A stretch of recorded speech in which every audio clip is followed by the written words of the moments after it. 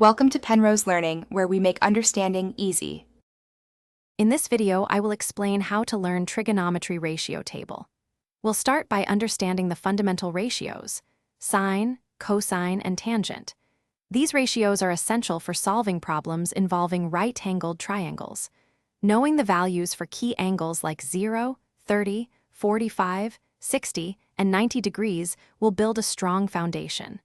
We'll explore simple methods to commit these values to memory, making your trigonometry journey much smoother. Let's simplify memorizing the sine and cosine values for common angles. For sine, start with the numbers 0, 1, 2, 3, and 4. Divide each by 4, then take the square root. This gives you the sine values for 0, 30, 45, 60, and 90 degrees. For cosine, simply reverse the order of your sine values. This clever trick makes remembering these core ratios incredibly straightforward and reduces the need for rote memorization. Now that you have sine and cosine, finding tangent is easy. Just divide the sine value by the cosine value for each angle. To recall the definitions of the ratios, use the mnemonic SO, CA, TOA.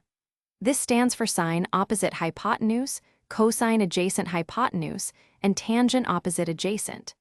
Consistent practice, perhaps with flashcards or quick online quizzes, will solidify your understanding and recall of these essential ratios.